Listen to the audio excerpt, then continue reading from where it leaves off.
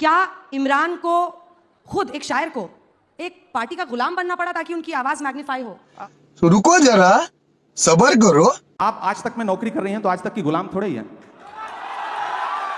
दोस्तों, आज के दौर में हमारी मीडिया की हालत क्या है, ये किसी से छिपा नहीं है। मीडिया आजकल पत्रकारिता कम और गोदीगिरी ज्यादा करने लगा है, तभी तो गोदी मीडिया कहलाता है। गोदी एंकर अंजना एक इंटरव्यू में मशहूर शायर और कांग्रेस नेता इमरान प्रतापगढ़ी को कांग्रेस का गुलाम बताकर अपमान करने की कोशिश करती है। फिर क्या था, इमरान प्रतापगढ़ी ने अपनी हाजिर जवाबी का परिचय देते हुए अंजना ओम कश्यप को बिना साबुन के धोना शुरू कर दिया। तो अब शायर कितना बचा है और कितना सियासतदां हो गए हैं इमरान प्रतापगढ़ी? पूरा मैं कोशिश कर रहा हूं कि शायर और सियासतदां कितना हो जाएं, उससे ज्यादा जरूरी है कि मेरे अंदर का इंसान कितना बचा हुआ है, मैं उसको बचाने की पूरी कोशिश कर रहा हूं। और संवेदना के स्तर पर मुझे लगता है कि मैं कभी तन्हाई में बैठता हूं तो खुद से आंख मिलाता हूं तो मुझे लगता है कि यार ठीक है, अभी उतना खराब नहीं हुआ हूं और कोशिश करूंगा कि कभी उतना खराब ना हो। ये अवाम से भी वादा करता हूं। जब तक शायर आईना में देखने के लायक रहे तब तक वो रहता है शायर, इसलिए आपके अंदर शायर तो जिंदा है। शायर समाज का आईना होता है। 33 रैलियां आपने की है महाराष्ट्र में। हाँ, 33 महाराष्ट्र में 33 प्रेस कॉन्फ्रेंसेस की, रोड शो किए। झारखंड में 11 रैलियां की। झारखंड 13, झारखंड 11 जी। और जाके बोलते कैसे हैं, कनेक्ट कैसे करते हैं लोगों से? मतलब एक शायर वहां खड़ा होता है या पॉलिटिशियन खड़ा होता है, कनेक्ट करना जनता से, ये हुनर क्या है? मैं इसलिए जिंदा हूं कि मैं बोल रहा हूं। दुनिया किसी गूंगे की कहानी नहीं लिखती। शाबाश बेटा, बहुत बढ़िया मुन्ना। लोग मुझे सुनने आते हैं, देखने नहीं। फिल्म स्टार्स आते हैं किसी पॉलिटिकल प्रोग्राम में तो लोग उनको देखने आते हैं, उनके डायलॉग सुनना है उनको। मेरे साथ यह है कि जो आवाम आती है मुझे सुनने, वो लाई हुई भीड़ नहीं होती, आई हुई भीड़ होती है। तो मुझे कनेक्ट करने में कोई दिक्कत नहीं आती। मैं उससे बात करता हूं और उसके मुद्दों पर बात करता हूं, शायरी के लहजे में बात करता हूं, तो उसे अच्छा लगता है, तो मुझे कोई दिक्कत नहीं आती कनेक्ट करने में, मुझे अच्छा लगता है। शब्द आपकी जादूगरी की तरह है और आपने हमेशा इसका इस्तेमाल किया, लेकिन मैंने आपकी बहुत शायरी पढ़ी, मुझे कई बार लगा कि इमरान के अंदर इतना दर्द क्यों है? इमरान के शब्दों में, उनकी लाइनों में दर्द बहुत झलकता है, इसकी वजह क्या है? एक्चुअली जिस दौर में मैं बड़ा हो रहा था, मैं हिंदी साहित्य का विद्यार्थी रहा इलाहाबाद विश्वविद्यालय में, जिस दौर में मैं बड़ा हो रहा था, समाज की घटनाएं मुझ पर प्रभाव डाल रही थी, उस समय सिस्टम एक अलग तरीके से व्यवहार कर रहा था। और खासतौर से मैं जिस समाज से आता हूं, उस समाज के दर्द को ज्यादा जल्दी महसूस करता हूं क्योंकि मैं उसके बीच में रहता हूं। मैंने उस भेदभाव को, उस सिस्टम के जुल्म सितम को करीब से देखा है। और शायर हूं तो जाहिर सी बात है कि दर्द तो है दिल में। कोशिश करता हूं, जुल्म के दौर की तारीख रकम करते हैं, इतना आसान नहीं ये काम जो हम करते हैं।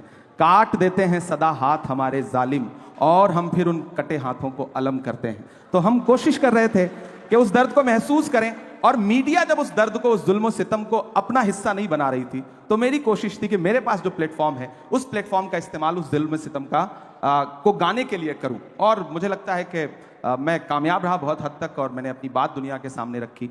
मत समझना कि मैं गीत गाता रहा, मैं तो जख्मों का मातम मनाता रहा। ये समझ करके जालिम पिघल जाएगा, मैं तरन्नुम में मातम मनाता रहा। तो मैं मातम मनाता था, लोग उसको सुनते थे, पसंद करते थे। क्या बात है। मैं जुल्म पर मातम मना रहा था, लोग सुनते गए, उसको पसंद कर। ये जुल्म हो किस पर रहा है? समाज में हाशिए पर मौजूद हर इंसान पर। वो हिंदू भी है, मुसलमान भी है, सिख भी है, ईसाई भी है, और सिस्टम कर रहा है, इसमें कोई दो राय नहीं, आज भी कर रहा है। और उससे एक बहुत लंबी लड़ाई लड़ने की जरूरत है। और सबसे बड़ी जिम्मेदारी है कलमकारों की। कलमकार जो है वो सत्ता का अस्थाई विपक्ष है। हमारी जिम्मेदारी है कि जब मैं शायर बन के बोलूं तो फिर हाकिम से आंख मिला के बात करनी है, वो कोई भी हो, वो हमारा अपना हाकिम क्यों ना हो, तब मैं उससे भी आंख मिला करके बात करके बोलूंगा। जब मैं 2010, 2011, 2012, 14 में शेर लिख रहा था, नज़में लिख रहा था, जो नज़्म मेरे इंट्रोडक्शन में उन्होंने सुनाई कि माँ हम भी तेरे बेटे हैं, वो मैंने 2011 में लिखी थी। मैंने मदरसे की नज़्म 2012 में लिखी। उसके बाद हालात जैसे जैसे बदलते गए, मैंने कोशिश की कि मैं अपने कलम के साथ इंसाफ करता रहूं। सिस्टम जुल्म करता है, इन दिनों थोड़ा बढ़ गया है, आप लोगों ने दिखाना कम कर दिया है, तो हमें और जोर से बावाज़े बुलंद बोलना पड़ता है। बस इतनी सी बात है। अरे बाप रे, ये तो धोती खोल रहा है। लेकिन चूंकि आपने ये चर्चा छेड़ी है, तो आप क्या दोहरा जीवन जी रहे हैं?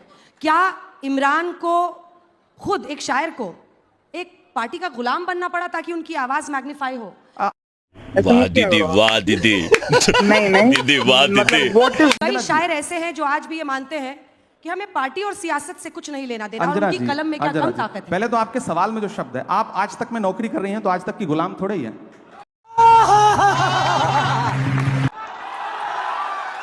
मैं एक पार्टी के साथ काम कर रहा हूं, हम किसी संस्थान के साथ काम करते हैं, संस्थान हमें सम्मान देता है, हम संस्थान की विचारधारा के साथ सहमत होते हैं, तब तक साथ चलते हैं। जिस दिन हमें लगेगा कि संस्थान हमारी विचारधारा से सहमत नहीं है, हमारी शर्तों को नहीं मान रहा है, उस दिन ये हो सकता है मेरा अपना जो उसूल है कि मैं पार्टी तो नहीं बदलूंगा, राजनीति छोड़ दूंगा। हमारी अपनी एक दुनिया है। क्या राजनीति में आना जरूरी हो गया था इमरान? बिल्कुल जरूरी हो गया। बहुत सारे शायर ऐसे हैं जो मानते हैं कि अपनी कलम को आजाद रखना किसी भी एक पार्टी की विचारधारा से उनकी पूरी जिंदगी का लक्ष्य होता है। नहीं, देखिए, आप जिस दौर में जी रहे हैं, इस दौर में अगर आप ये कह रहे हैं कि आप तटस्थ हैं, तो आप सबसे बड़ी सियासत कर रहे हैं। ये कहना कि मेरा सियासत से कोई लेना देना नहीं है, ये सबसे बड़ी सियासत है। जो भी ये कह रहा है वो सबसे बड़ी सियासत कर रहा है, वो अपने आप को सबका रखना चाहता है। ये बड़ी अच्छी बात कही आप। और मेरा अपना मानना है कि या तो इधर खड़े हो जाओ या तो उधर खड़े हो जाओ। आज का दौर ऐसा है कि आप सिर्फ जुल्म को बुरा मत कहो, जालिम को बुरा मत कहो, जो अच्छा है उसका साथ भी दो। हम सिर्फ फेसबुक पर, ट्विटर पर, इंस्टा पे पोस्ट कर देते हैं, ये मामला हुआ, ये बड़ा गलत हुआ। जिसके साथ गलत हुआ उसके साथ खड़ा कौन होगा? अगर सारे लोग एक सोशल मीडिया पे पोस्ट करके अपनी जिम्मेदारी से अलग हट जाएंगे, तो मुझे लगता है कि साथ देने वालों की कमी आ गई। पहले होता था, बड़े बड़े प्रोटेस्ट होते थे, आंदोलन होते थे, हुकूमतें झुकती थी। अब क्या है कि हमने फेसबुक पे एक पोस्ट लिख दिया, ट्विटर पे एक ट्वीट कर दिया, हमें लगता है हमने अपनी जिम्मेदारी पूरी कर ली। नहीं, हमें सड़क पर भी उनका साथ देना है, आपको जीना भी है। मीडिया तो आपको दिखाएगा नहीं, तो सोशल मीडिया का सहारा भी लेना है। तो ऐसे में हमारे पास माध्यम क्या है? हमें लोगों के पास जाने के लिए एक तो मंच है, दूसरा वो वाला प्रपंच है, तो उससे निपटना ही है। तो आप कैसे पार पा सकते हैं? वो जिसका जिक्र फसाने में था ही नहीं, वो बात इन साहब को बड़ा नागवार गुजरी है। अब बैठे भी हमारे मंच पे हैं, बताइए, यही सुंदरता है। ये नया भारत है, ये घर में घुस के मारता है। यहाँ पे बैठे हैं, मंच हमारा है, और फिर भी शिकायत कर रहे हैं कि हम इनको दिखाते नहीं हैं। शिकायत नहीं कर रहा हूं, हम लोगों के बीच में बहुत सामान्य बातचीत हो रही है, तो आपको सामान्य तरीके से ही मैं बात कह रहा हूं। मैं जब मीडिया की बात करूं तो देखिए, मैं कलम का आदमी हूं, तो जाहिर सी बात है मेरी शिकायत भी अपने परिवार के लोगों से ज्यादा होगी। साहित्यकार हमारी भी तो शिकायत है, आजाद रहते देते अपनी कलम को, क्या धार थी। अब ऐसा लगता है आप स्वतंत्र पत्रकारिता चलिए शुरू बिल्कुल वही कर रहे हैं हम लोग, वही कर रहे हैं, और इसीलिए आप भी मजबूर होते हैं इस मंच पर आने के लिए। देखिए, आप भी मजबूर होते हैं, क्योंकि आज तक जैसा मंच है नहीं। इमरान प्रतापगढ़ी जी, आप भी जानते हैं आज तक जैसा मंच है नहीं। वाह दीदी, वाह दीदी। नहीं दीदी, वाह दीदी। हमारी क्रेडिबिलिटी और सर्वश्रेष्ठता पूरी दुनिया में धमक रखती है, और वो किसी एक व्यक्ति के बोलने से ना तो ऊपर चढ़ती है ना गिरती है।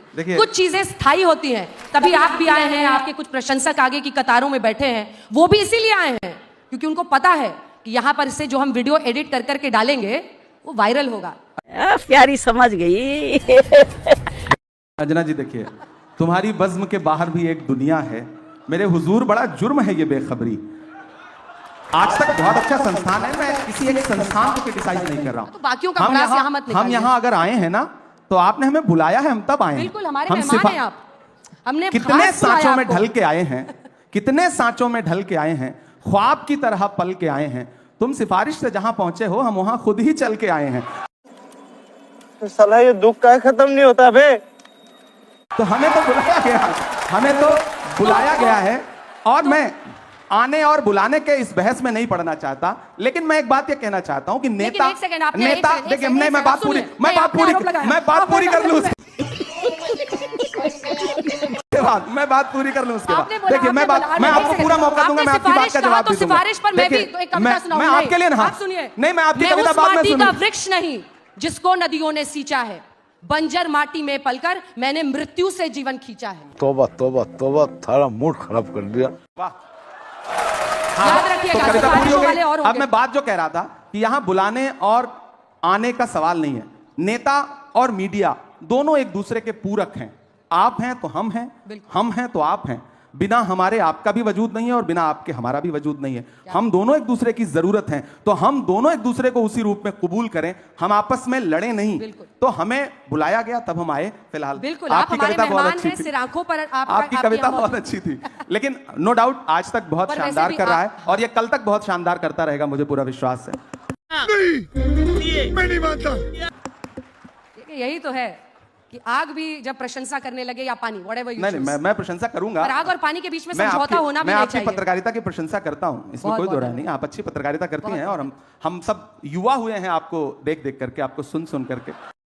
अरे बहन चोद बवाल जुम करो ये मेरे लिए बहुत खुशी की बात है कि मुझे देख देख कर आप जैसे लोग भाई जाहिर जवान सी हो बात गए, है, हम एक वक्त शायर में भी बने और फिर नेता भी बन गए। जब यूनिवर्सिटी में पढ़ रहे थे तो हमें मतलब कुछ चंद लोग हैं, चुनिंदा लोग हैं जिनकी पत्रकारिता Thank you so much. सुन रहे थे हम लोग, और हमें लगा कि पत्रकारिता की पढ़ाई करनी चाहिए, तो उसमें आपको क्रेडिट देता हूं मैं इस बात के लिए। बहुत बहुत अब राजनीति में आ गया, पार्लियामेंट में चला गया, लेकिन उम्र तो कम ही है ना। वजन बढ़ गया, राजनीतिक वजन कह रही हूं मैं। क्या बढ़िया था गुरु।